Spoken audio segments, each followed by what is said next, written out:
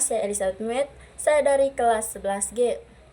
Di video kali ini, saya akan membahas tentang perjuangan bangsa Indonesia dalam meraih kemerdekaan pada masa pendudukan Jepang, serta pengaruh pendudukan Jepang yang masih bisa kita rasakan sampai saat ini. Seperti yang kita ketahui, Jepang pernah menjajah Indonesia selama kurang lebih dari 3 tahun, yaitu dari tahun 1942 sampai 1945. Meskipun singkat, dampaknya sangat besar bagi bangsa Indonesia. Yang pertama, latar belakang. Awalnya, kedatangan Jepang disambut baik oleh rakyat Indonesia karena Jepang dianggap sebagai saudara tua yang akan membebaskan Indonesia dari penjajahan Belanda. Kenyataannya, Jepang justru melakukan penindasan datang ke Indonesia dan tujuan untuk memenuhi kebutuhan perang. Sehingga banyak sumber daya Indonesia yang dieksploitasi. Yang kedua itu kondisi rakyat. Pada masa pendudukan Jepang, kehidupan rakyat Indonesia sangat sulit. Banyak rakyat dipaksa menjadi romusa, yaitu kerja paksa tanpa upah. Mereka dikirim ke berbagai daerah, bahkan ke luar negeri, dan banyak yang tidak kembali. Selain itu, rakyat juga mengalami kekurangan makanan, pembatasan kebebasan, serta kekerasan dari tentara Jepang. Hal ini menunjukkan bahwa pendudukan Jepang membawa penderitaan yang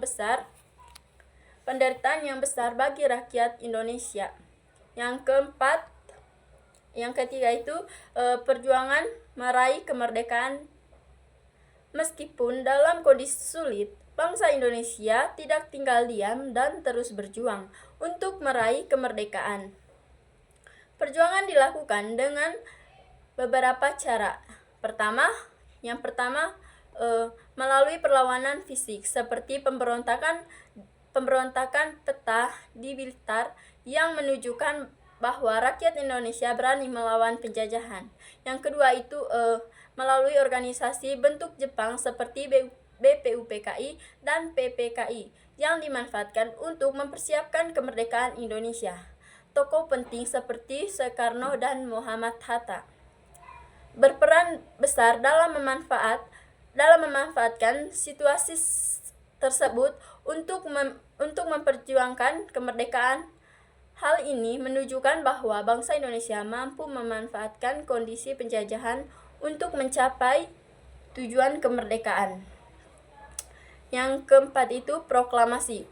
Ketika Jepang kalah dari Sekutu pada tahun 1945, kesempatan ini dimanfaatkan oleh bangsa Indonesia untuk segera memproklamasikan kemerdekaan pada tanggal 17 Agustus 1945.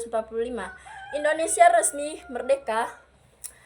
Peristiwa ini menjadi puncak dari perjuangan bangsa Indonesia, termasuk pada masa pendudukan Jepang.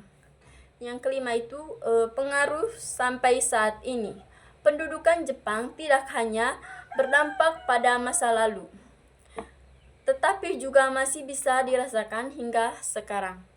Dampak positifnya antara lain, bahasa Indonesia semakin berkembang karena Jepang melarang penggunaan bahasa Belanda.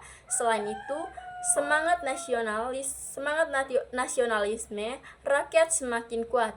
Organisasi militer seperti peta juga menjadi dasar terbentuknya TNI saat ini.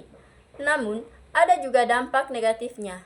Banyak masyarakat mengalami trauma akibat kekerasan dan kerja paksa. Selain itu, terjadi kemiskinan karena eksploitasi sumber daya pada masa itu.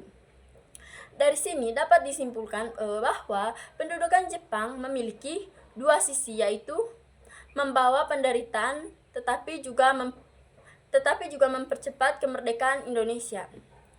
Yang terakhir itu kesimpulannya, masa masa pendudukan Jepang merupakan salah satu fase penting dalam sejarah Indonesia. Perjuangan pada masa tersebut menunjukkan bahwa bangsa Indonesia memiliki semangat yang kuat untuk meraih kemerdekaan.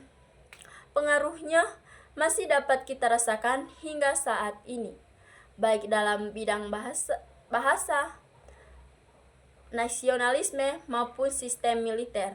Oleh karena itu, kita sebagai generasi muda harus menghargai perjuangan para pahlawan dengan cara mengisi kemerdekaan dengan hal-hal yang positif. Terima kasih.